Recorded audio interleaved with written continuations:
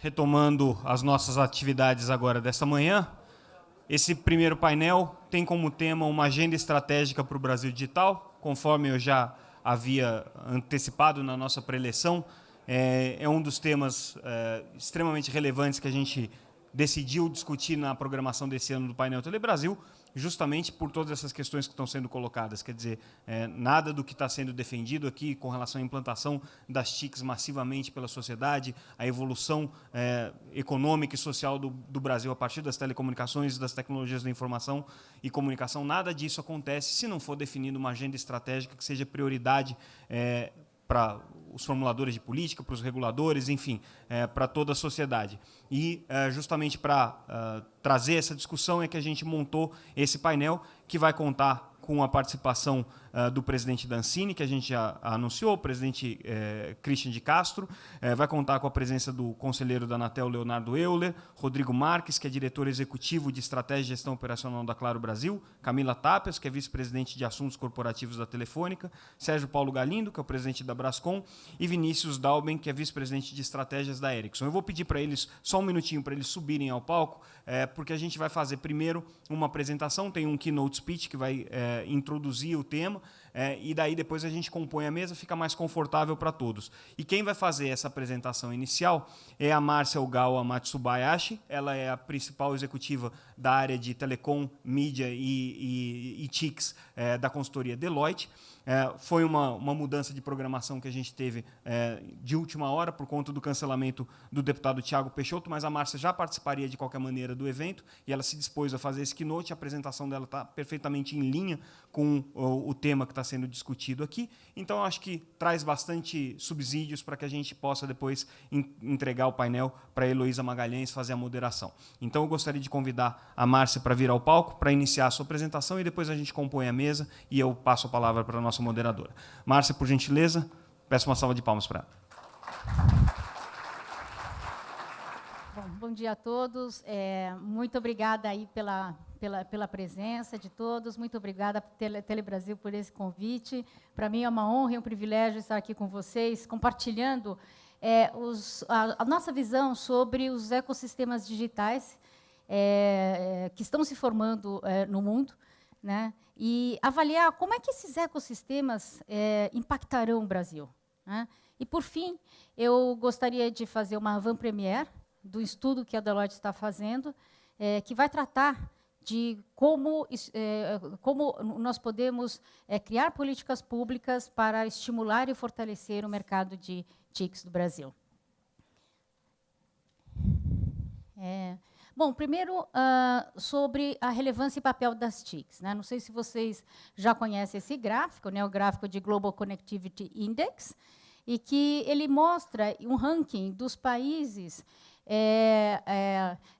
e a correlação entre o GDP per capita e esse índice, né? Então, mostra claramente aqui o GDP per capita e o índice, e ele classificam, né, quais são os países que a gente chama que estão em front-runners, quais são os países que estão em adopters de tecnologia e quais são os países que ainda estão em starters, estão começando a tecnologia.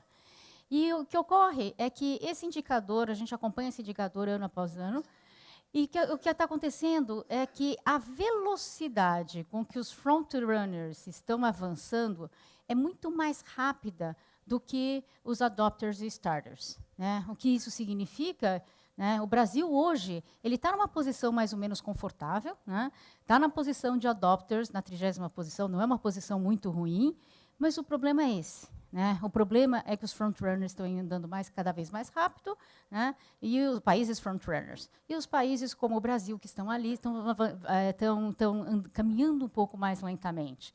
É o que a gente fala que poderá ocorrer esse Matthew Effect, que hoje a gente fala, então, em digital gap, né? O gap digital, e poderá ser um abismo digital, né? Então, esta é a importância de termos o mercado de TICs muito forte, né?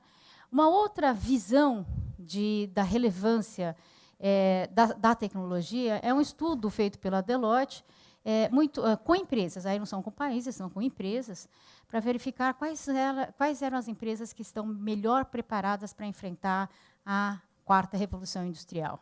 Então, mostra claramente que existem os frontrunners, os followers, que a gente chama de stragglers.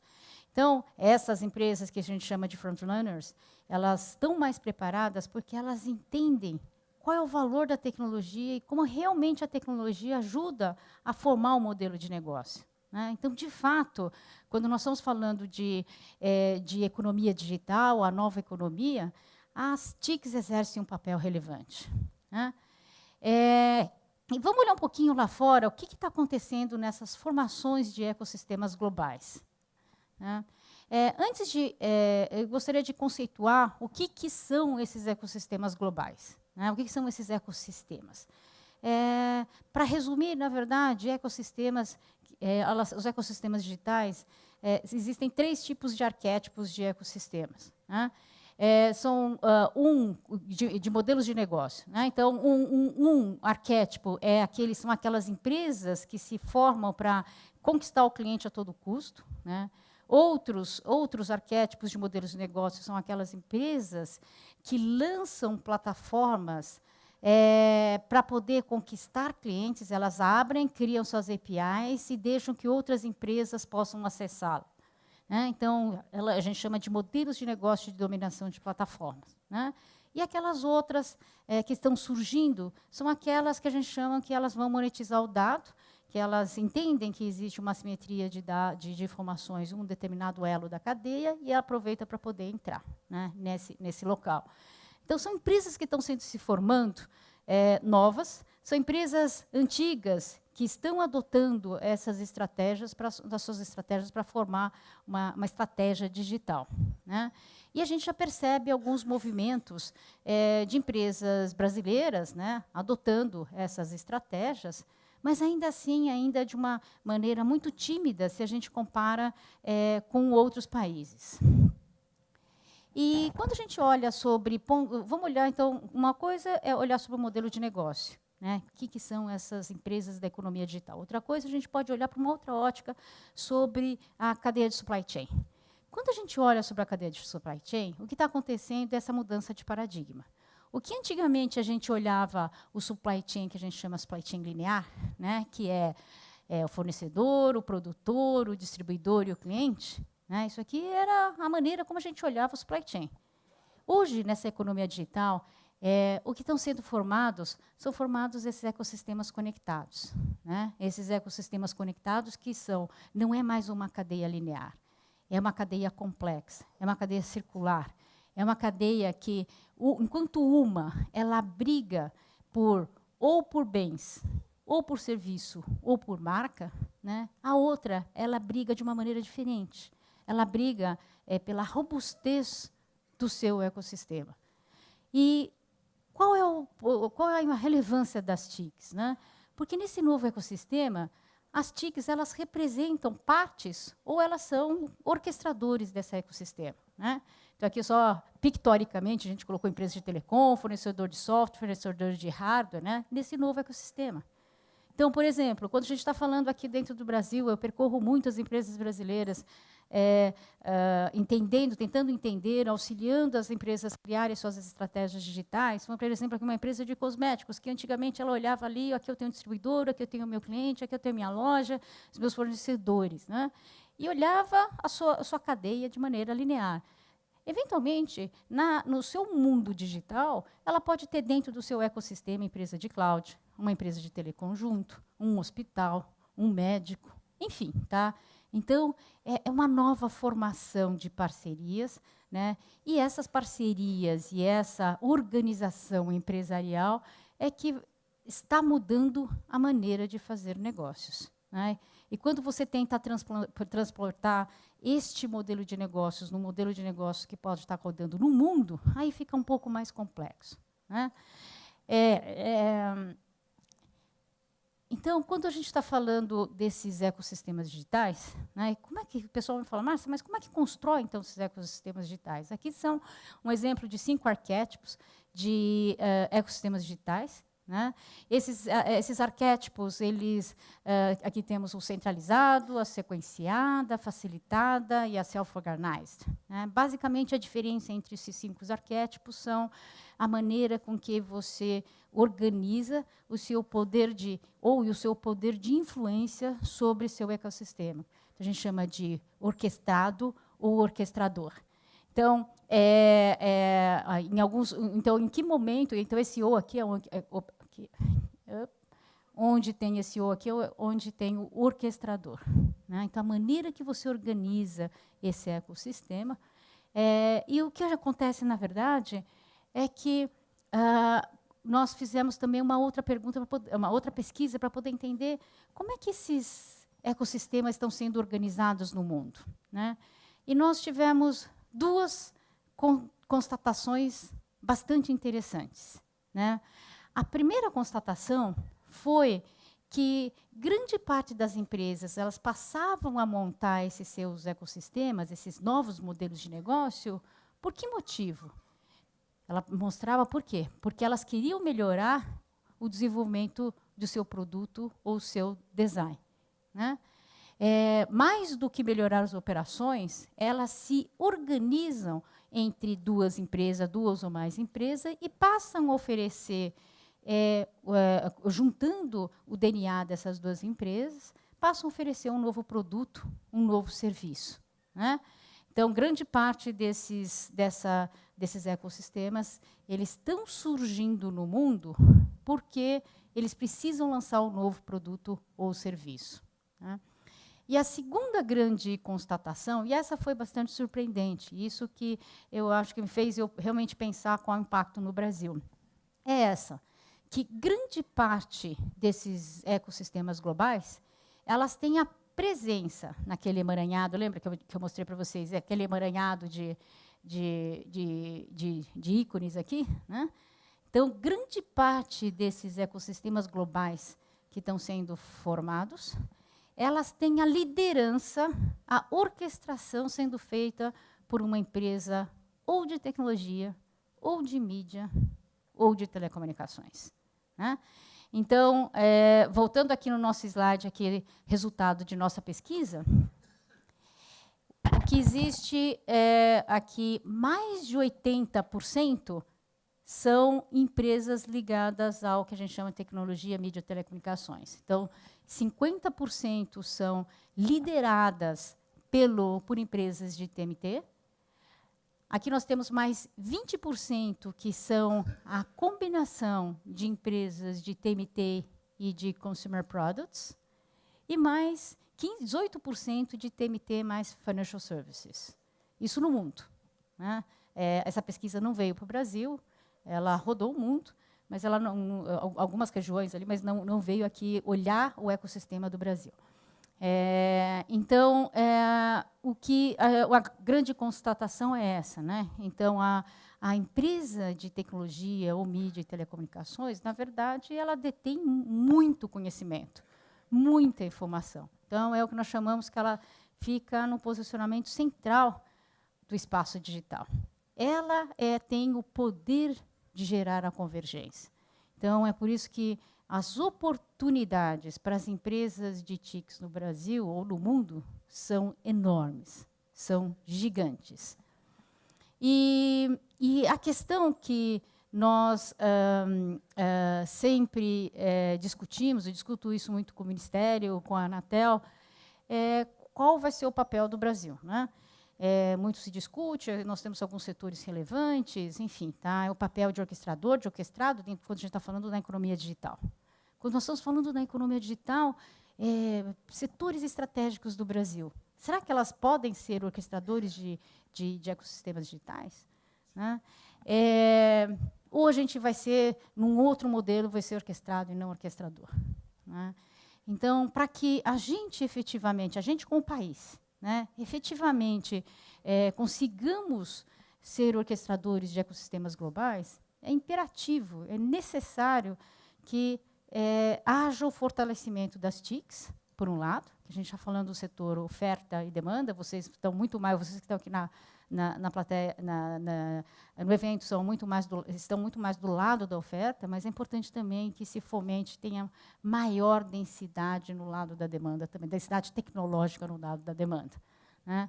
Então, para que a economia realmente digital ela cresça, e que para setores estratégicos de nossa economia possa orquestrar ecossistemas globais, é necessário muito esse fortalecimento da tecnologia no país.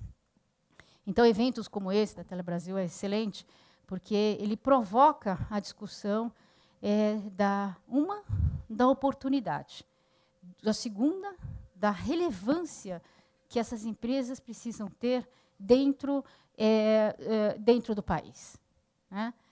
Então,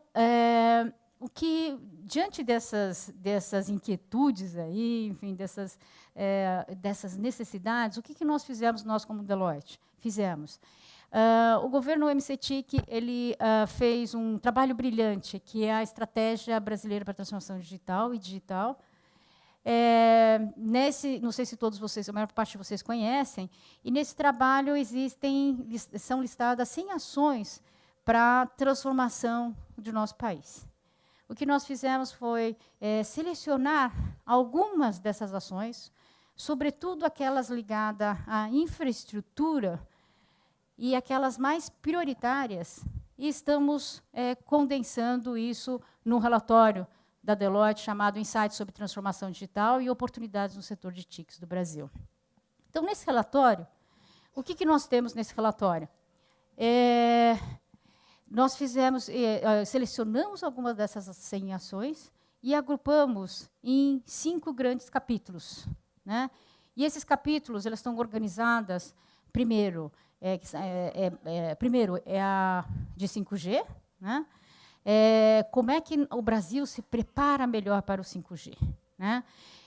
Ontem, o presidente da Telebrasil falou muito, o secretário André falou hoje, sobre muita coisa precisa ser feita para desburocratizar muitos processos, entre eles o processo de instalação de antenas. Na rede 5G, a gente vai ter muito mais antenas, e nós precisamos disso já, fazer esse trabalho, essa lição de casa antes, e é muito importante isso.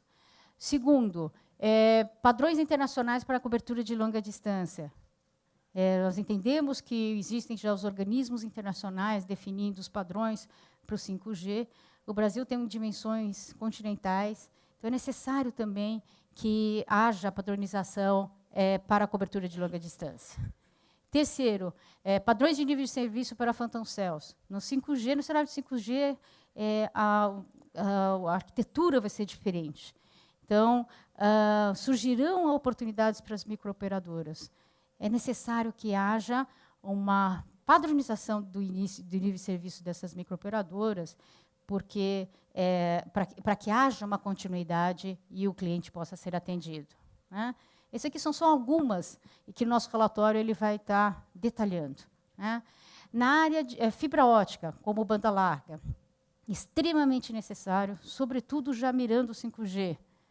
Uma das iniciativas é o Dig Once. Nós fizemos também desse trabalho uma coleta de benchmarking do mundo. Então, dentro desse trabalho, uma das coisas que nós estamos trazendo como benchmarking é o Dig Once, que é cavar uma única vez. Existem já casos muito bem implementados, principalmente quando nós vamos precisar ter a fibra enterrada. Então, menor utilização de recursos. É lógico que isso aqui parece uma coisa simples, mas eu sei que isso aqui é uma iniciativa que envolve diferentes setores, diferentes agências, enfim. Tá? Mas nós precisamos promover isso. Sinergia entre telecom e outros setores, né? Então, todos os setores de provimento de utilities, podemos aproveitar algumas infraestruturas para promover essa sinergia. E otimização de recursos financeiros para a expansão da cobertura, também muito amplamente falado ontem e hoje sobre melhor utilização do FUST, sobretudo para a expansão da cobertura, né? 3, o cloud é uma outra. Vimos que aqui também é um outro nó e, ao mesmo tempo, uma outra oportunidade, né? Serviços governamentais na cloud, extremamente relevante. atração de data centers no país. Né? Já sei que nós já fizemos uma pequena lição de casa, mas ainda não terminamos ainda a nossa lição de casa como país. Precisamos terminar e fazer essa atração, promover essas políticas para atração de data centers no país. Né? Safe City, mais do que dentro do Smart City, a competência chamada o pilar de segurança, extremamente importante e relevante para o país no momento. E uma das políticas e uma das diretrizes importantes é a estratégia unificada das 3 esferas governamentais.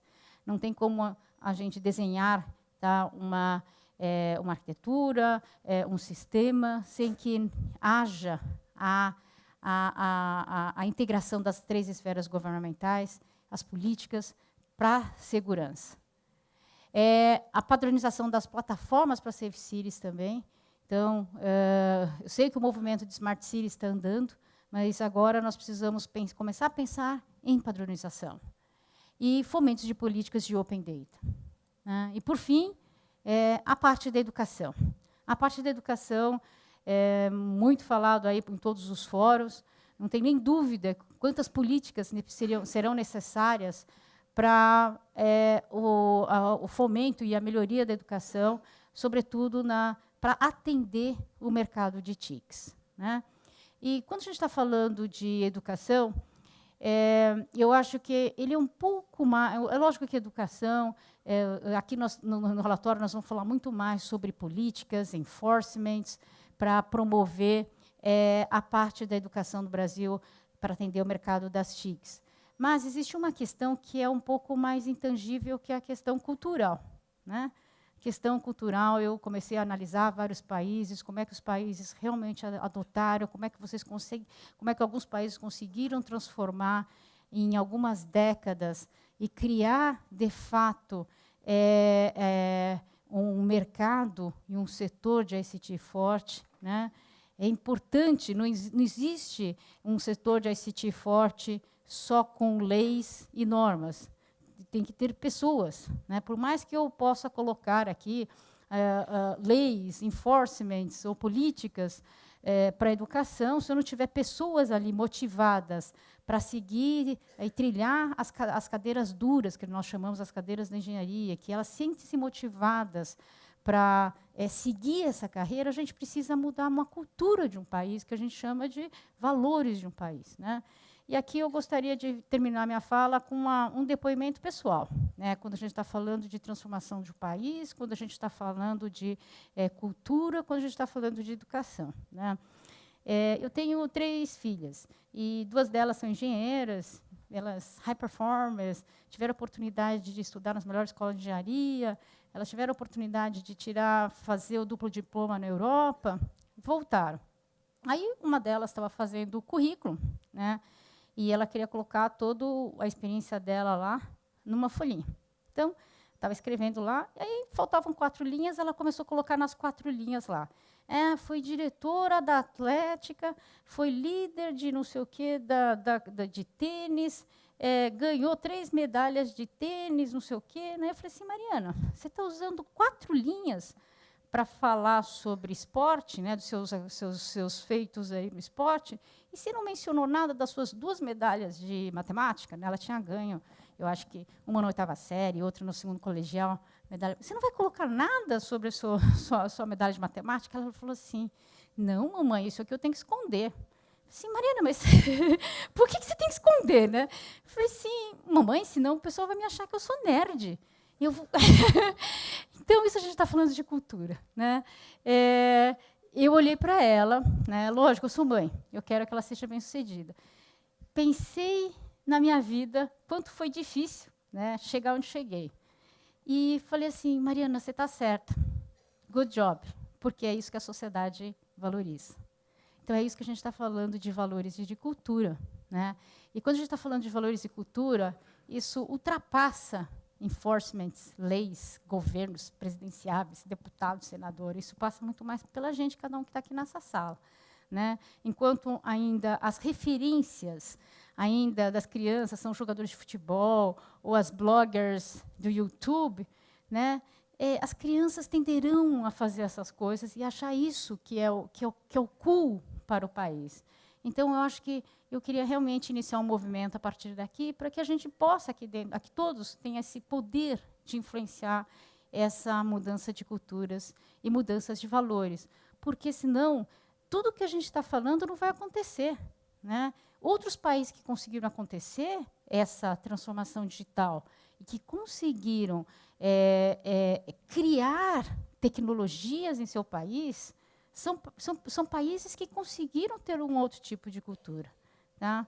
Então, esperem um pouco que o nosso relatório vai ser publicado em junho, e espero que e vamos compartilhar com todos vocês. Muito obrigada.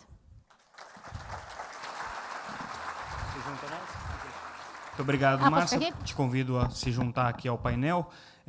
Gostaria, então, de compor a mesa, antes de chamar começando pela nossa coordenadora, Heloísa Magalhães, do Valor Econômico. Peço uma salva de palmas. Pedimos também para que o senhor Christian de Castro, presidente da Ancine, venha aqui ao painel.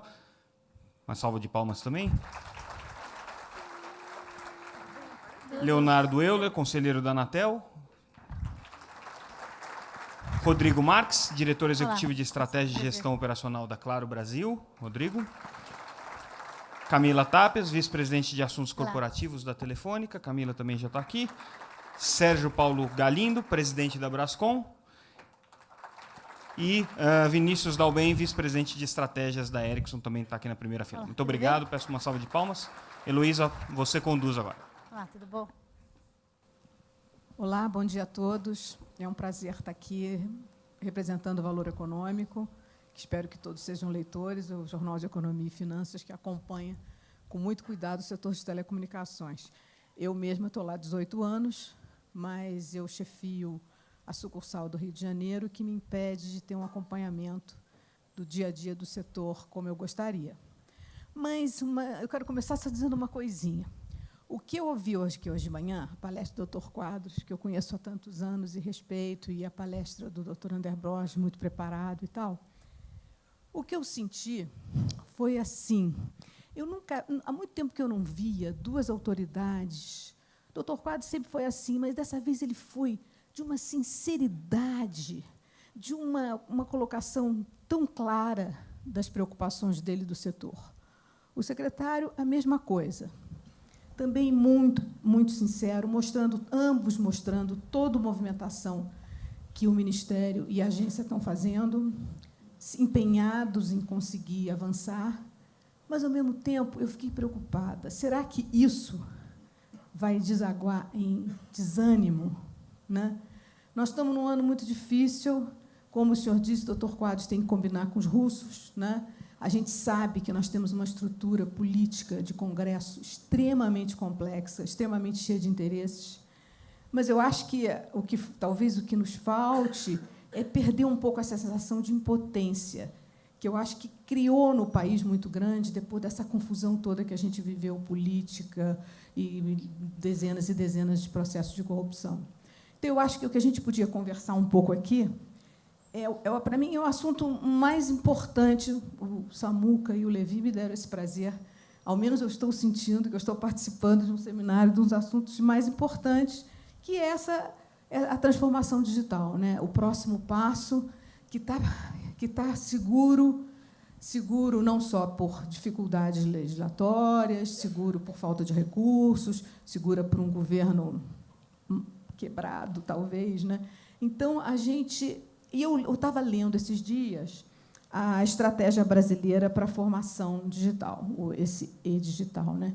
Que eu achei um documento bastante profundo, bastante detalhado, abrangendo vários aspectos necessários para a gente avançar, tanto socialmente como tecnologicamente, como as empresas poderem, a sociedade se beneficiar disso e a gente entrar literalmente nessa nova era e enfrentar as nossas desigualdades. Mas o que eu senti falta nesse documento, talvez não fosse o escopo dele, talvez assim, como fazer ele tem, mas como chegar lá? Né? Como é que a gente vai chegar lá se o PL não passa, né? Se o Tesouro pega os recursos do fundo, dos fundos que estão sendo... Soluções já estão sendo propostas para a gente conseguir isso. Mas eu queria uma opinião da Brascom ali do fim, que também leu o documento, já conversamos ali um pouquinho, e que ele tem umas ideias que eu gostaria que ele desenvolvesse de como a gente chegar lá, como a gente implementar e preparar o país para uma era que o primeiro mundo, como mostrou, já está bem avançado. Por mais que a gente esteja bem na fita, mas ainda não está como gostaria, né? Qual é a sua opinião? Bom, primeiro queria agradecer o convite para participar aqui do painel, em nome do presidente Luiz Alexandre Garcia. Saudar a todos. Não sei quantos aqui conhecem a Brascom. A Brascom é uma associação que reúne empresas de tecnologia da informação e comunicação nas suas diversas manifestações. A gente tem dentro da associação empresas de prestação de serviço, empresas de software, empresas de hardware, temos 3 operadoras de telecomunicações, e toda essa miríade de novas formas tecnológicas que estão aparecendo, nuvem, inteligência artificial, até o Uber está lá dentro com a pauta de mobilidade. Obrigado pela pergunta, Heloísa. Eu queria, antes de responder especificamente a pergunta, eu queria só tangibilizar um pouco do que a gente está falando. Nós estamos falando de um processo de transformação social e econômica. E é um processo inexorável. A economia e a sociedade se tornarão, ou já estão se tornando, economia digital e sociedade digital.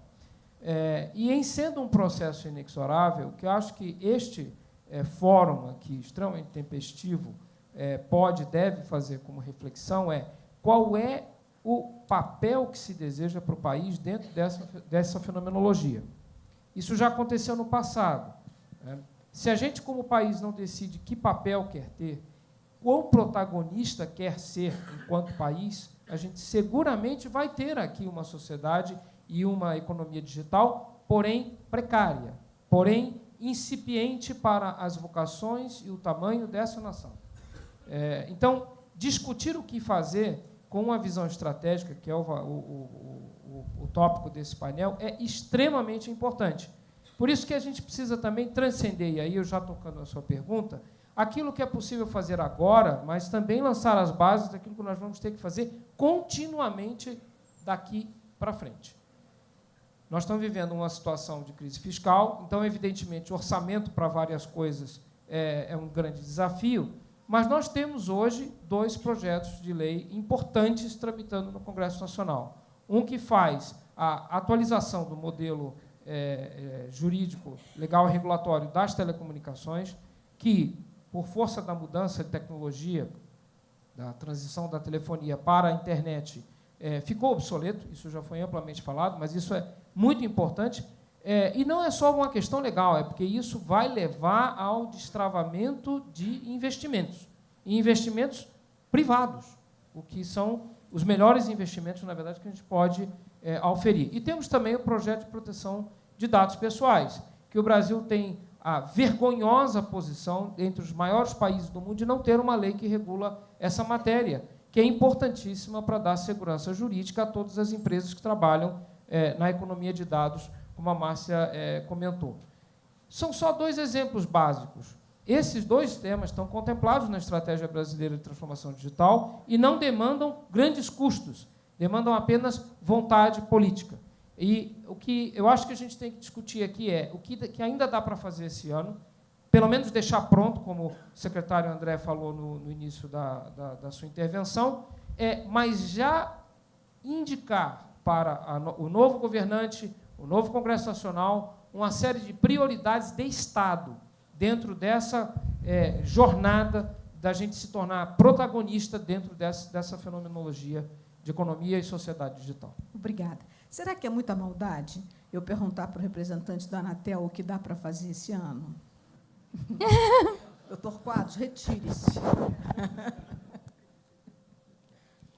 Bom, primeiramente, bom dia. Eu queria agradecer o convite formulado, cumprimentar a nossa moderadora, nosso keynote speaker, os demais debatedores, e também congratular a todos aqueles que contribuíram para a estruturação desse painel Telebrasil 2018, que, sem dúvida nenhuma, tem sido muito profícuo e muito rico em debates. E essa estratégia brasileira para a transformação digital foi recentemente aprovada por um decreto presidencial há pouco mais de 2 meses, salvo engano, em 21 de março. Né? E essa política voltada para a digitalização dos processos, voltada para a tecnologia e para a digitalização dos processos produtivos e das relações sociais também, como foi bem dito, ela tem uma centena aí de ações para promover o que se entende por digitalização da economia pelos próximos 4 anos. Ela vai gerar impactos nos mais diversos setores, desde o agronegócio, energia, transporte, e ela é decisiva, sem dúvida, para aumentar tanto a competitividade quanto a produtividade da economia brasileira. Né? Em última análise, ela visa preparar o país para esse novo contexto de dispositivos conectados, de uma economia baseada em dados. E colocar, assim, não obstante o excelente trabalho que foi liderado pelo MCTIC, colocar isso no papel talvez seja a parte mais fácil. O difícil, talvez, agora, é estruturar, dar concretude aos valores, aos projetos que foram ali consignados. E, no meu ponto de vista, a infraestrutura joga aqui um papel muito relevante.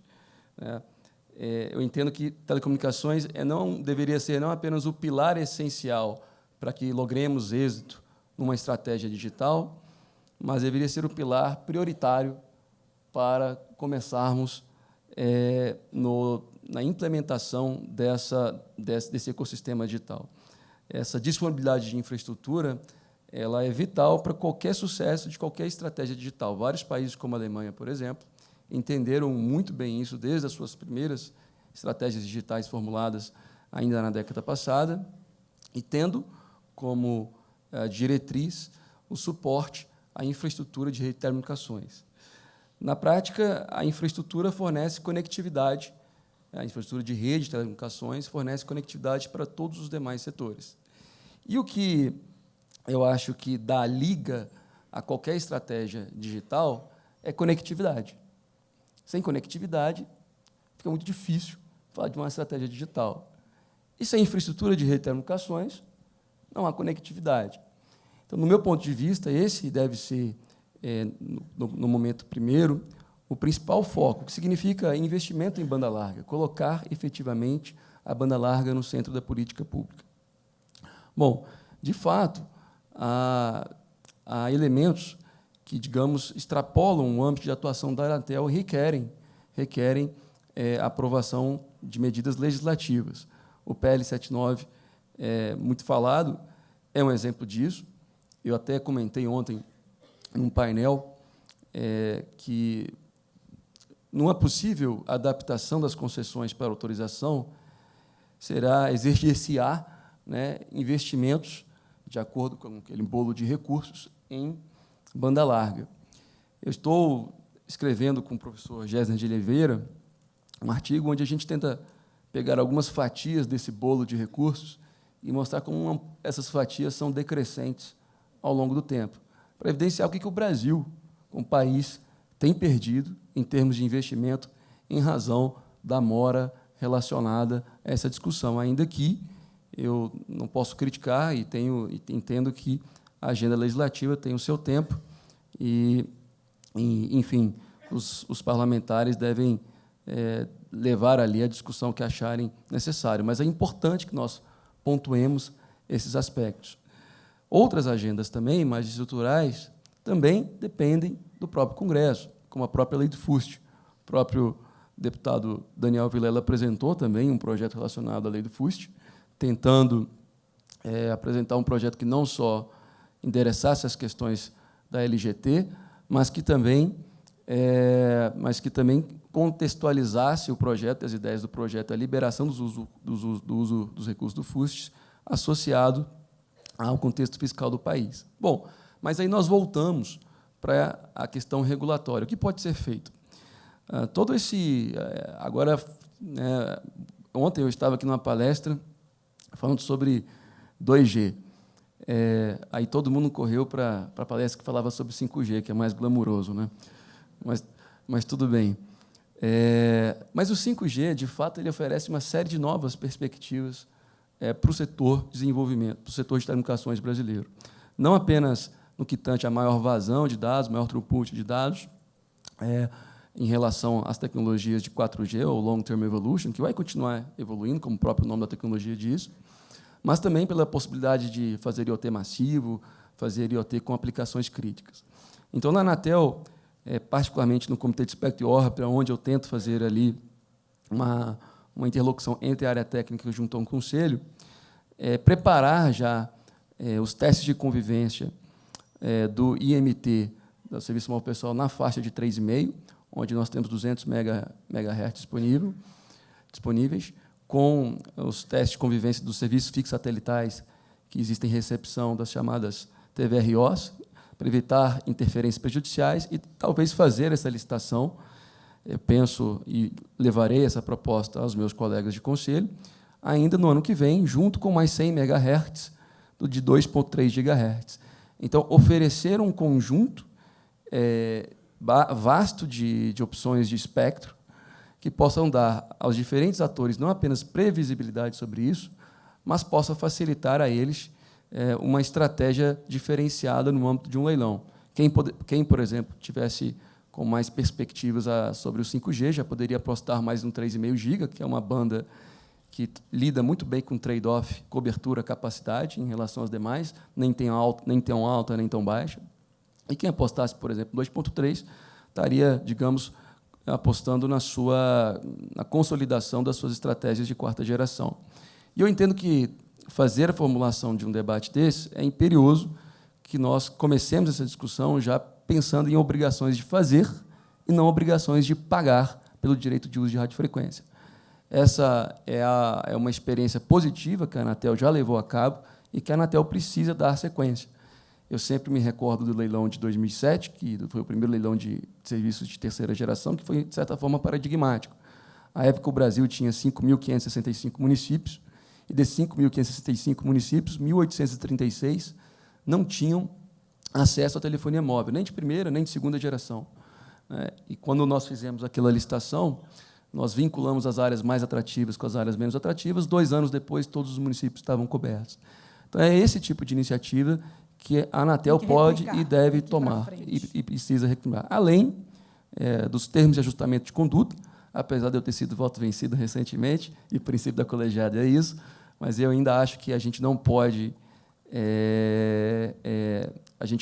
se abster desse instrumento, porque a tradicional política sancionatória da agência não trouxe os resultados esperados. Tem vários exemplos que poderiam constatar isso, né? E, enfim, traçar também uma ideia de lacunas do país, é disso que se propõe o PERT, ter uma estratégia de identificar o diagnóstico das principais lacunas de infraestrutura de país e usar essas possibilidades de investimento, seja em TACs, seja em obrigações de fazer relacionadas a processos sancionatórios, seja com saldo da migração, para que possamos dar cabo a essa agenda e fazer prosperar a banda larga no Brasil. Você fala em TAC, eu não consigo não perguntar nada para a Camila. Camila, não precisa detalhar muito a questão do TAC, não, mas eu queria, era interessante que você falasse o seguinte: vocês, como operadora, como a base do trabalho é dotar a infraestrutura, mas o perfil das operadoras cada vez muda mais para chegar ao usuário final, que demanda soluções cada vez mais sofisticadas e tal. Então, eu queria que você contasse um pouquinho como é que você vê essa estratégia de papel que vocês podem fazer como operadora, depois eu vou perguntar para as outras, nessa agenda digital de transformação super importante para o país. O papel das empresas de telecomunicações... Bom, primeiro, obrigada por estar aqui, é um prazer poder falar sobre esses assuntos todos. E o papel das empresas de telecomunicações principal, como o Léo falou, é a conectividade. Então, o nosso trabalho árduo vem sendo conectar as pessoas, levar rede, levar infraestrutura para esse Brasil que, muitas vezes aqui foi falado, tem dimensões continentais. Como fazer isso? As empresas têm se esforçado muito, a Vivo tem se esforçado muito para levar essa infraestrutura a mais cidades, o mais distante possível, em bases comerciais. O que o Brasil precisa, quando a gente fala que falta muito chegar em lugares aonde a competição não leva, né? Onde é necessária a política pública, o dinheiro vindo de políticas públicas deve subsidiar a infraestrutura nesses lugares, porque realmente não chegaria, pelo menos na velocidade esperada, a esses lugares. E aí que a gente fala de TAC, aí que a gente fala de PL, esse dinheiro velho é necessário, é um dinheiro que seria das multas, é um dinheiro que seria de bens reversíveis, da troca dos bens reversíveis, como o PL prevê, é um dinheiro de fuste. Então, esse dinheiro é necessário para levar serviços a localidades, ao Brasil continental, que só receberia esse serviço daqui a muitos anos. Então, essa é a parte difícil, essa é a parte que a gente precisa realmente dessas medidas grandiosas, que dependem de vontade política, como o Galindo falou, dependem apesar de depender de vontade política, deveriam ser, na verdade, planos de Estado e não de governo, né? A gente não deveria depender de intenções políticas, mas sim de um plano de Estado, porque, na verdade, a gente está falando de necessidade do país, dos cidadãos. Então, essa é a parte mais difícil. A Vivo vem levando a infraestrutura até aonde dá. A gente vem, sim, investindo muito em banda larga, tanto fixa quanto móvel, e levando esse serviço para várias localidades, cada vez mais.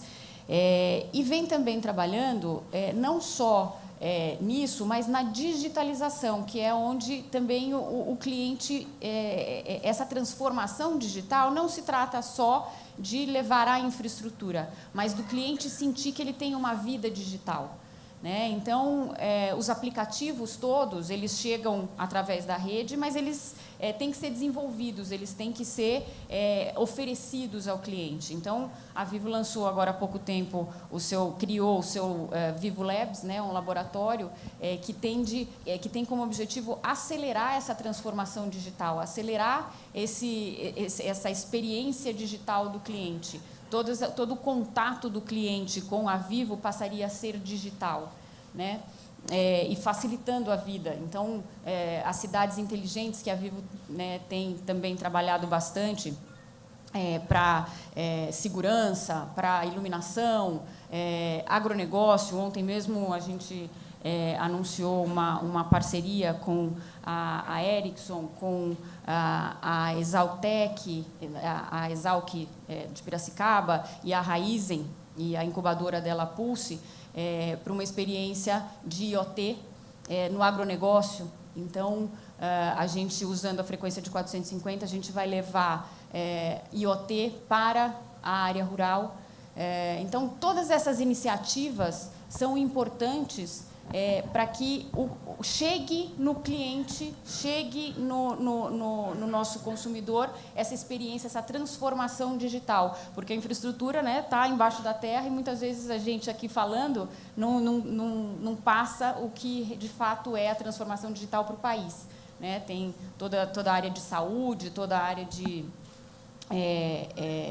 do governo, né, IGOV, a gente também tem que ver toda essa transformação digital, ela requer muito mais. E, para tudo isso, também é necessário a gente pensar na proteção de dados, né? A outra lei importante, como o Galindo falou, que a gente tem que pensar, é a de proteção de dados. Tem 2 projetos de lei principais tramitando, um na Câmara, um no Senado, e para que essa transformação digital seja possível, não só é importante a infraestrutura, mas também que o cidadão se sinta seguro, né, num ambiente digital seguro, com uma lei que permita, e a regulamentação também que favoreça tudo isso. Né? Então, é toda uma transformação.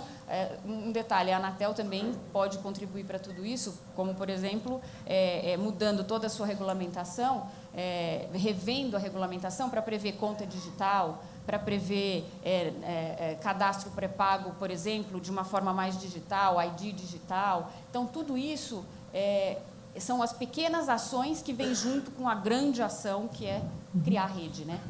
Uma coisa que eu queria comentar, que há alguns dias atrás o BNDES anunciou uma medida que gerou polêmica. O BNDES tem um corpo técnico muito preparado e tudo, né? E eles anunciaram que vão fazer, diante da carência de infraestrutura que o Brasil tem, que a gente sabe, infraestrutura no sentido amplo, né?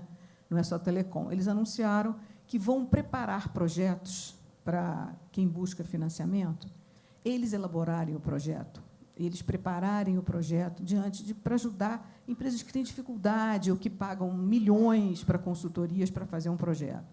E esse projeto entraria no próprio banco e a equipe responsável pela análise financeira definiria a viabilidade ou não, mas já entraria avançado, uma vez que uma equipe muito preparada foi responsável pela elaboração do projeto. Eu queria saber, da Claro ou o que você acha? As teles têm esse perfil de, nesse ambiente digital, de ajudar o cliente, como a Camila mais ou menos falou, deve ser o papel das teles também, de ajudar o cliente a como ele avançar numa agenda digital, num trabalho mais... se adequar aos novos tempos, porque a gente sabe que tem empresas que têm muita dificuldade, né, de entender a indústria 4.0, essas coisas todas. Bom dia. Eu acho que quando a gente fala desses temas da transformação digital, é importante a gente entender o que é a transformação digital, né? Por que se fala de transformação digital? Na verdade, a gente tem uma série de tecnologias e ferramentas que foram se desenvolvendo ao longo dos últimos anos, que estão disponíveis hoje, e o preço dessas tecnologias e das ferramentas caiu vertiginosamente a ponto que hoje é viável você massificar isso, massificar a utilização dessas ferramentas. E para que servem essas ferramentas? Né? No nosso entender, tem 3 grandes objetivos que a gente consegue alcançar com isso que a gente chama de transformação digital. O primeiro deles é a experiência do cliente com os nossos serviços, a experiência do cidadão usando os serviços do governo, a experiência em usar qualquer tipo de serviço ou produto que muda radicalmente quando você consegue usar essas novas tecnologias digitais. Esse é um ponto super importante. O segundo ponto importante é a possibilidade de você entregar novos serviços para o cliente, novos serviços, novas formas de fazer as coisas. E, além de entregar essas formas para o cliente, tem uma parte que é de dentro de casa, como é que a gente consegue usar essas tecnologias e essas ferramentas para ser mais eficiente, para ter custos menores, para ter mais produtividade. Isso tem um impacto muito grande na forma de atuação das empresas e na forma da economia como um todo. Isso pode levar a grandes ganhos de produtividade para a economia como um todo. Então, quando a gente pega esses 3 fatores, eles são muito importantes na decisão de se percorrer esse caminho da transformação digital. Né? Esse é o grande objetivo nosso em percorrer esse caminho da transformação digital. A indústria de telecom, em geral, e a Claro, em particular, claro que está atrás disso, porque telecom é uma indústria que, pela quantidade de investimento, de capital massivo que você tem que investir, capital intensivo que você tem que investir para construir rede, para construir todos os sistemas, para fazer as coisas funcionarem, sempre foi uma indústria, e pela quantidade também de clientes com que ela lidar, uma indústria que trabalhou muito focada em ganhos de escala. Né? E para você ter ganhos de escala nesse tipo de indústria, você tem que ter processos usualmente mais massificados, o mesmo processo para todo mundo. Isso sempre foi uma reclamação dos clientes dos serviços de telecom, porque sempre houve uma questão quanto à qualidade dos serviços de telecom e muito tem a ver com essa massificação para viabilizar economicamente a entrega desse serviço a preços que sejam razoáveis para a população conseguir comprar. Essa transformação digital, ela permite uma coisa fundamental para a indústria de telecom. Ela permite que a gente consiga entregar um serviço que antes, para ter escala, tinha que ser massificado, e agora você consegue ter escala nesse serviço, fazendo ele personalizado para cada cliente. Você consegue ter um serviço customizado. Eu consigo entregar um serviço específico para um cliente específico, para necessidades específicas. Eu não preciso mais ter uma solução para todos. E isso muda radicalmente a forma como a empresa de telecom se relaciona com seus clientes e a forma que os clientes conseguem absorver e utilizar os serviços de telecomunicações. Por isso que a transformação digital é tão importante e por isso que as empresas de telecom todas estão investindo muito nesse sentido. Quer dizer, você tem um ganho de produtividade muito grande, mas o mais importante é você ter esse ganho dessa experiência do cliente, né? A experiência do cliente muda muito radicalmente. Eu posso dar um exemplo? A gente tem alguns aplicativos que a gente criou para os clientes, tem o Minha Claro, tem o Minha Net, e uma das funcionalidades que a gente lançou alguns meses atrás, uns 6, 8 meses atrás, é uma funcionalidade que chama Meu Técnico. Quando um cliente da NET pede algum serviço técnico, tem algum problema, hoje ele consegue fazer tudo isso por um aplicativo, ele agenda pelo aplicativo e ele consegue acompanhar pelo aplicativo o caminho que o técnico está fazendo até chegar na casa dele. Demora séculos, mas chega, né? Nem sempre. Hoje em dia a gente demora muito pouco. De 2 a 4 horas a gente está conseguindo chegar. Mas a grande vantagem é que no passado, em muitos casos, você tem uma janela lá para que a gente marca que pode variar de 2 horas ou de 4 horas e que às vezes o cliente ficava muito angustiado para saber assim, será que o técnico vai chegar? Não vai chegar? Ele sai de casa, volta para casa? E agora o cliente pode acompanhar no aplicativo onde é que o técnico está. Então, assim, o percentual de utilização, a adoção desse sistema pelos nossos clientes tem crescido muito nos últimos meses. O índice de satisfação é muito alto com esse sistema. Isso permite, isso que eu estava falando nisso, que é uma forma de você se relacionar com um cliente diferente, uma forma do cliente usar os nossos serviços de forma diferente. E, obviamente, reduz custo, porque reduz custo com satisfação do cliente. Não, realmente, muitos serviços já são resolvidos por telefone, né? Com um robozinho do outro lado. Sim. Mas ainda a gente sente uma, carência, né? Sim, isso é um ponto importante, porque a gente, todos falamos de transformação digital e de como é que a gente tem que criar coisas novas, mas hoje a própria legislação que existe no Brasil, em muitos casos, não permite que a gente faça isso. Eu quero criar um serviço novo, de atendimento pelo aplicativo, e aí eu sou obrigado a ter um call center com uma pessoa atendendo do outro lado. O cliente, eu não conheço ninguém que goste de ligar para um call center e falar com o call center. É muito mais fácil você se relacionar com o aplicativo no seu celular e resolver tudo. A tecnologia hoje existe. E a gente tenta incentivar as pessoas a usarem isso. Mas, independente das pessoas quererem usar ou não, eu sou obrigado a ter um call center do outro lado. Eu, por exemplo, se eu quiser um produto 100% digital, eu tenho muitas dificuldades para conseguir mandar fatura digital, porque tem que ter uma série de restrições, porque senão eu tenho que mandar fatura impressa para o cliente. Eu tenho que ter loja física em diversas cidades. Eu não posso não ter a loja física lá. A legislação caduca, né? A legislação não está acompanhando a evolução da tecnologia, do tempo e da capacidade que a gente tem que prestar bons serviços, como ela tem que fazer. Hoje ela nos obriga a fazer coisas no passado. Ela está no mundo analógico, vamos dizer assim. Quando a gente quer dar esse próximo passo para cada vez estar mais digital e oferecendo melhores serviços para os clientes. Ontem tinham 13 deputados aqui. Se ainda tiverem os 13, de repente a gente consegue chacoalhar essa turma, né?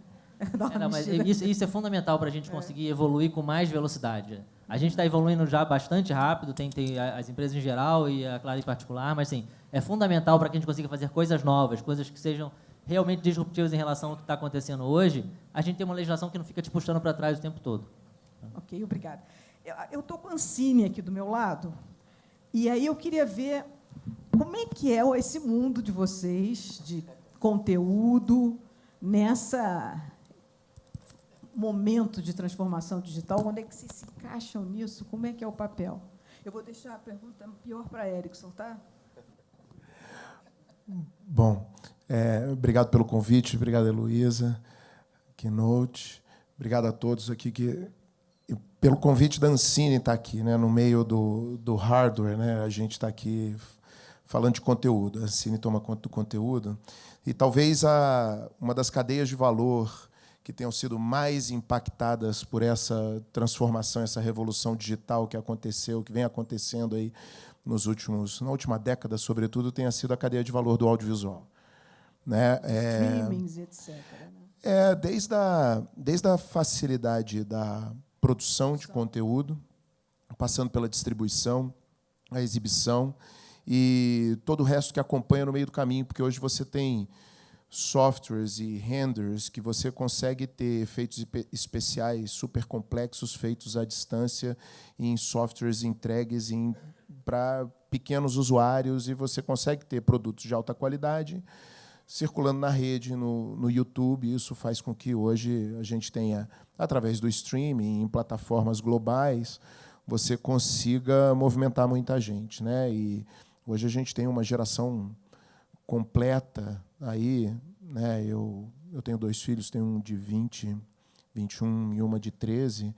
Assim, praticamente a convivência deles com o conteúdo, né, com aquilo que a gente faz, né, aquilo que a gente regula na Ancine, ela é completamente digital, completamente digital, né? Então, essa cadeia de valor, pelo que eu venho do mundo privado, eu assumi a Ancine em janeiro desse ano, né, sou engenheiro, a minha criatividade está com os números, eu trabalhei no mercado financeiro o primeiro terço da minha vida profissional e depois eu passei a me dedicar porque eu gosto e tenho na família gente que faz cinema, né, um criador, roteirista, diretor, que fez com que eu entrasse nesse negócio, mas que eu achasse o meu caminho aqui dentro, mediando esse mundo, né, que é a engenharia, a estruturação financeira, no caso, né, o Project Finance, com esse intangível, esse derivativo que é o conteúdo, né, e que provoca a alavancagem. O Netflix é uma empresa de tecnologia que conseguiu ganhar um múltiplo, né, aumentar o seu múltiplo na Bolsa a partir do momento que entrou no mundo do intangível, e isso deu uma acelerada muito grande na capacidade dela. Mas o Netflix só é o Netflix porque ele consegue entregar qualquer coisa numa qualidade excelente em mais de 100 países do mundo, né? Então, a tecnologia funciona. Com custo razoavelmente E com custo razoavelmente acessível. E isso só é possível por conta da tecnologia, né? Então, quando a gente tem essa conjunção de tecnologia, mídia, entretenimento, comunicação, normalmente, quando isso dá certo, né, a gente vê a exponencialidade acontece, né? A exponencialidade do crescimento, do valor, né, da propagação da cultura, né, da educação, né? O que acontece no AgTech no Brasil é consequência direta disso, né?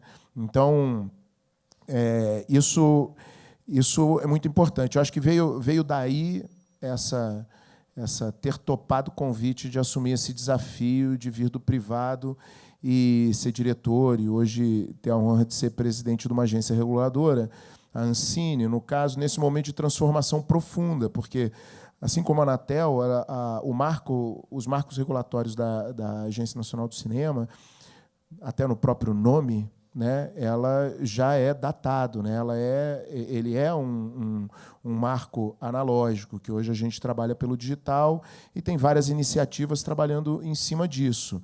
Até no âmbito, a Ancine, diferente de outras agências reguladoras, ela tem uma dicotomia que ela, além de regular e fiscalizar, ela também fomenta. Ela opera o Fundo Setorial do Audiovisual, que investe de maneira decisiva em toda a cadeia de valor do audiovisual. E dentro, agora, da forma como a gente enxerga, né, a cadeia de valor do audiovisual, a gente vê que ela é uma cadeia muito mais complexa, que a gente tem que dar atenção às tecnologias associadas ao audiovisual, para a gente poder ter essa propagação mais forte, não deixando de olhar a cadeia tradicional, né, a produção independente de conteúdo brasileiro, que o empreendedor criativo brasileiro ele se capacitou e se preparou e cresceu, ganhou valor de maneira muito relevante nos últimos 5 anos.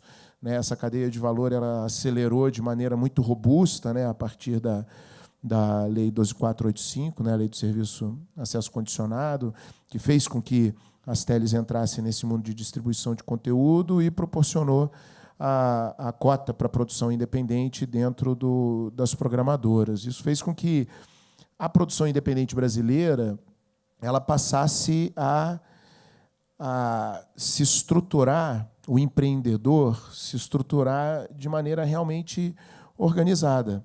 Não vivesse mais de projeto e passasse a enxergar a sua empresa como uma empresa capaz de desenvolver, produzir e entregar diferentes linhas de produto para diferentes linhas de clientes, com diferentes graus de complexidade, para diferentes públicos, em diferentes tecnologias. Não é simples isso é muito complexo e você ainda tem que lidar, diferente no mundo da engenharia, onde a conta vale, né? Aqui a gente lida com o criativo. O criativo não é um bicho fácil de lidar, nem sempre a razão é a que prevalece, por isso que a exponencialidade vem daí, muitas vezes, né? Por isso que todos nós somos impactados pelo entretenimento, né, a todo momento, Isso faz com que a gente esteja conectado boa parte do tempo, e a cadeia de valor do audiovisual ela navega isso, não só no cinema, mas chega até o game que a gente joga usualmente na mão de todo mundo. E hoje, com essa capacidade do empreendedor criativo brasileiro aliado à tecnologia, a gente vê que tem, da mesma forma que eu gostei muito, né, a coisa do orquestrado, do orquestrador, a gente tem chance hoje, nessas novas tecnologias que envolvem a criatividade,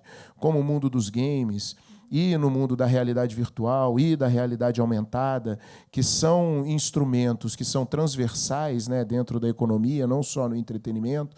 A gente tem capacidade hoje, porque a linguagem definitiva, seja de conteúdo, seja de software ou de hardware, aquela definitiva, que é a dominante, ela ainda não apareceu. E ela pode aparecer em qualquer lugar, inclusive no Brasil.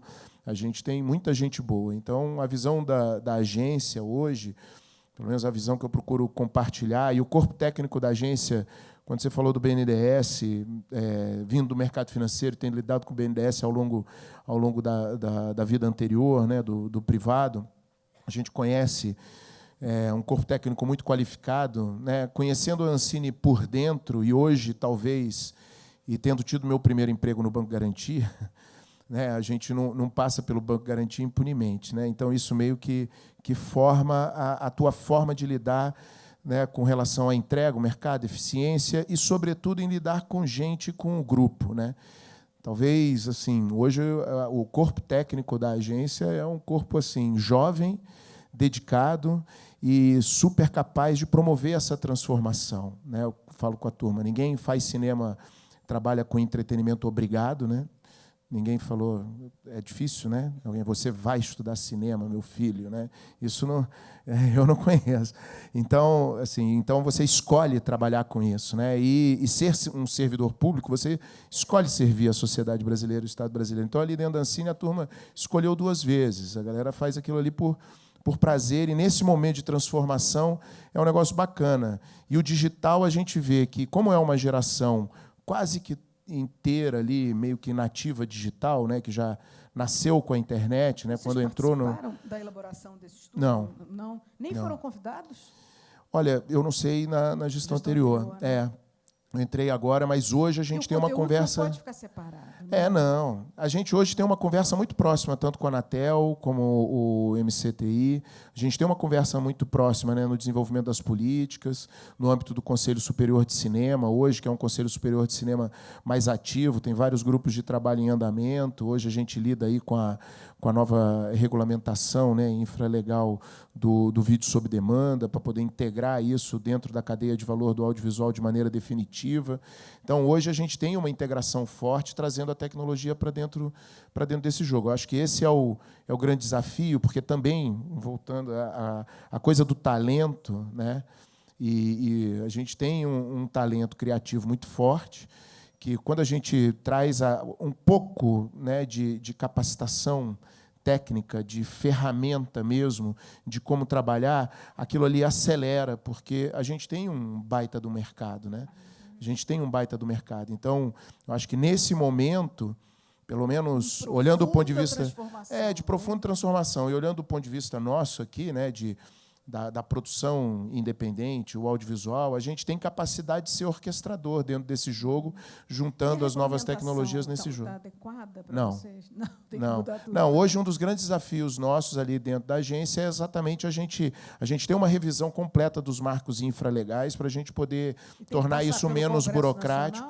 Não, tem alguma coisa no Congresso que diz respeito à regulamentação, sobretudo do vídeo sob demanda e das entregas digitais. Isso terá que passar após sair o texto do Conselho Superior de Cinema. Agora, no infralegal nosso, no que diz respeito à relação dos nossos regulados com a agência, ela pode ser melhor, ela pode ser mais adequada às novas tecnologias, e é isso que a gente vem analisando internamente, né? Sobretudo da ponta da entrada, como também da ponta da saída, né? O controle. Ok, obrigada. Agora, por que eu deixei você, Erickson, por fim? Você vem de um país... A sua empresa vem de um país de tradição tecnológica importante, né? Um país que está entre aqueles de melhor qualidade de vida do mundo, né? Com uma distribuição de renda equilibradíssima e tal. E, evidentemente, que eu não sei, mas eu imagino que tem uma política pública voltada para essa transformação digital, talvez bastante aprimorada. Porque o que a gente vê hoje, quer dizer, a pauta da política pública, essa aqui, Samuca, que me botou, eu achei muito boa. Na verdade, todas estão muito boas, mas essa aqui eu acho que bem interessante também. Está muito focada em inteligência artificial, machine learning, algoritmo, preparar o setor para a sociedade, para a realidade digital. Lá na Suécia foi assim? Se não foi, se você não sabe, não tem problema. O que você acha que poderia ser de contribuição aqui?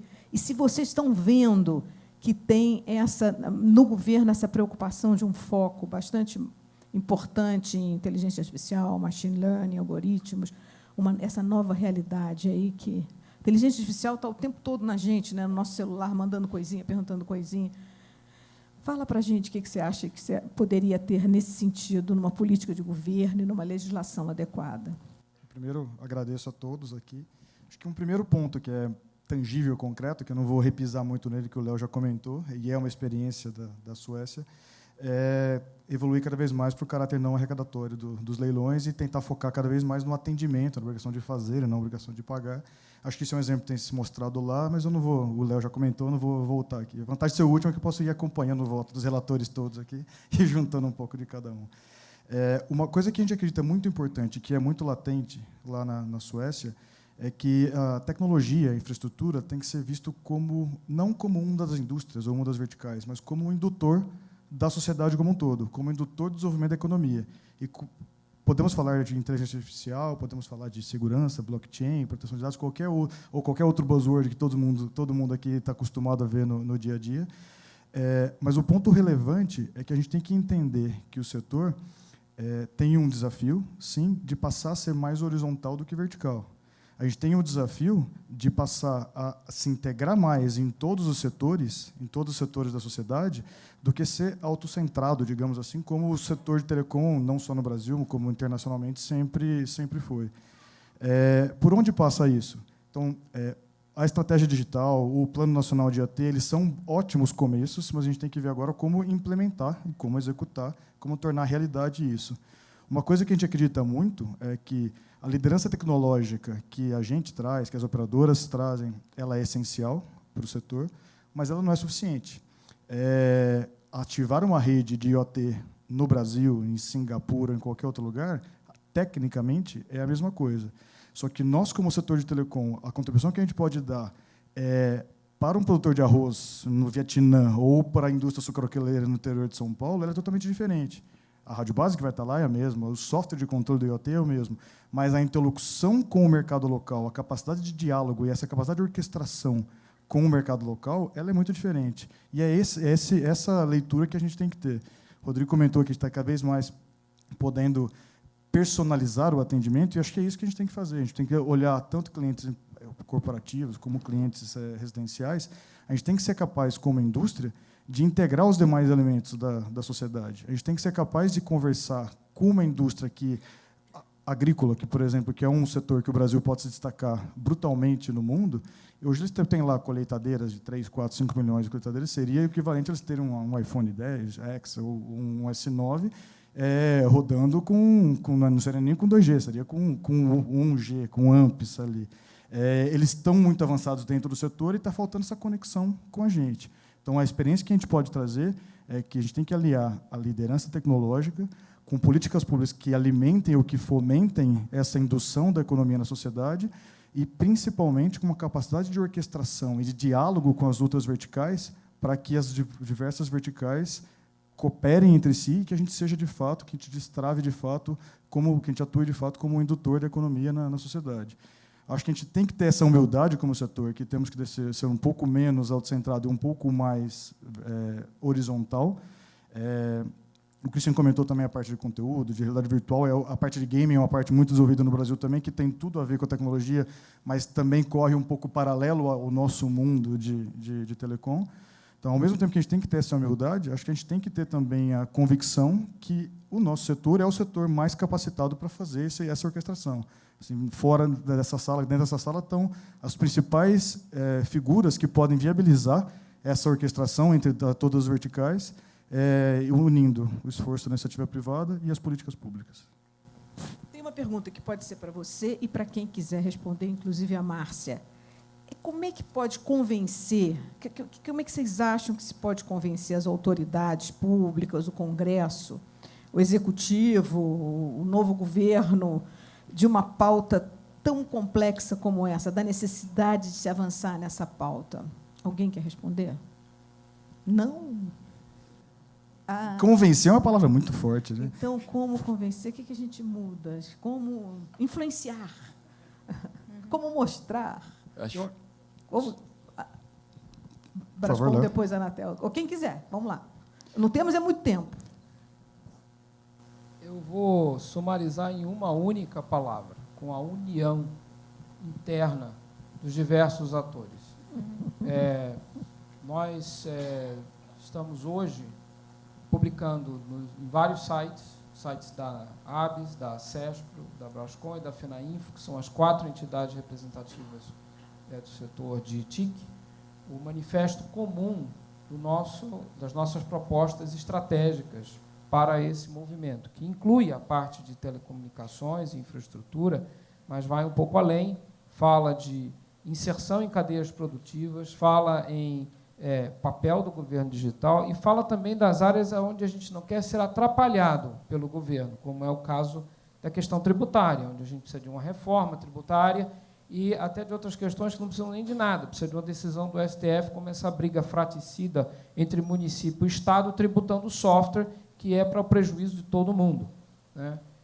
Satisfeito aqui, inclusive, que os intangíveis participaram da mesa, software é um deles, direitos audiovisuais também. Dentro da Brascom, como eu falei, a gente tem 3 operadoras e a discussão sobre a transformação digital, a revolução digital, está se dando num ambiente de diálogo e de propositura conjunta, certo? Então, quando este setor, que é um setor complexo e que vai, inclusive, além do próprio setor, quando a gente está falando de transformação digital, a gente está falando também de transformação digital de indústria, de manufatura aditiva, a gente está falando de transformação digital, de integração de cadeias produtivas antigas, através de blockchain ou outras tecnologias. Então, o universo dessa transformação é muito amplo. É a união de todos nós aqui, nesta sala, de todos os atores, de todos os subsetores, entendendo que nós estamos imersos no mesmo ambiente, nos mesmos desafios, mas também nas mesmas e maravilhosas, incríveis oportunidades, não só de negócios, mas também de fazer diferença na sociedade brasileira. Então, eu só posso dizer isso, é com união que a gente vai construir essa agenda estratégica. Muito bem, muito obrigada. Alguém quer complementar? Só pegando esse ponto, então, e talvez um outro elemento seja a convergência numérica, né? Tem uma estatística já batida do Banco Mundial, cada 10% de crescimento na penetração de banda larga, você tem um efeito de 1% no PIB. Isso se dava com uma banda larga tradicional, digamos, o efeito de uma conectividade normal. A hora que você pega o universo de 5G e IoT, isso é extrapolado exponencialmente. Então, acho que a gente tem que entender que a indução da economia através da tecnologia vai trazer muito mais benefício à sociedade do que tentar tarifá-las ou tentar arrecadá-las antecipadamente. Acho que esse é exatamente o meu ponto. Para além da questão da união, eu acho que é fundamental quantificar os custos e as oportunidades. Ou seja, todas as oportunidades advindas do IoT, elas não prevalecerão no Brasil, elas não acontecerão aqui, se nós não endereçarmos a questão do Fistel. É tão simples e direto quanto isso. Ou seja, ou há mostramos aqui todas as oportunidades que isso pode gerar em termos de produtividade da economia brasileira, ou simplesmente ficaremos aqui a discutir esse tema, mas não teremos nenhuma eficiência. Agora, mostrar isso, mostrar essas relações de causalidade é fundamental, sobretudo para os atores tomadores de decisão, é fundamental para que essa questão prospere. Rapidamente, eu queria dizer que não pode ser, foi muito bem colocada a questão da transversalidade do setor, E a questão que, quando o setor é menos autocentrado, ele pode orquestrar melhor essa transversalidade e o seu potencial nos demais setores. E, de fato, se você olhar a margem EBITDA das empresas, muitas delas decrescente, algumas tiveram algum aumento em razão da economia de custos, e, do outro lado, você tem uma enorme necessidade de fazer investimentos para endereçar a demanda crescente. Matematicamente, essas duas coisas significa um menor retorno sobre investimento. E aí, essas oportunidades da transversalidade do setor, como o agronegócio, por exemplo, que responde 22% do PIB da economia brasileira, é para onde, na minha opinião, o setor tem que exercer o seu protagonismo ou orquestrar a digitalização desses processos produtivos. E, por último, e muito brevemente, quando foi comentado a questão das regulamentações e diminuir, digamos, a carga regulatória, talvez ninguém possa ser mais sensível a essa questão do que eu. Eu acredito muito na autorregulação, na regulação responsiva. Mas é imperioso também que as prestadoras deem um primeiro passo. Por exemplo, se as prestadoras têm um aplicativo onde ele é acessado em zero rating e o usuário pode compreender todos os planos a ele disponibilizados, cancelar, modificar a qualquer momento, né, digamos, a pressão para que haja canais de atendimentos alternativos, como e que demandam muitos custos, diminui. Então, eu acho que é muito importante também que, como o setor financeiro conseguiu, o próprio setor de telecomunicações também caminhe no sentido de digitalizar com transparência, com assertividade, o seu relacionamento com o cliente. Olha, gente, está acabando o tempo. Uma coisa que eu gostaria de... eu, como trabalho no Jornal de Economia há muitos anos, a gente vê as dificuldades. Quer dizer, empresa dá lucro? Dá. Empresa faz o cara ficar muito rico? Faz. A empresa, ser empresário, ser autoexecutivo de empresa é uma coisa que dá muita satisfação, dá muito estresse e tal. Mas a gente sabe que é muito difícil ser empresário no Brasil, seja ele micro, seja grande empresário. É um desafio muito grande. E é baseado nessa fé do empresário que eu aposto que não vamos avançar. Não é, doutor Quadros? Nós vamos avançar e o Brasil vai conseguir, de repente, eleger um governo mais interessante para o país e um Congresso mais atento, e vamos em frente e apostar, ter fé que o Brasil chega lá, né? Obrigado a todos pela presença. Eu agradeço especialmente à organização de todos.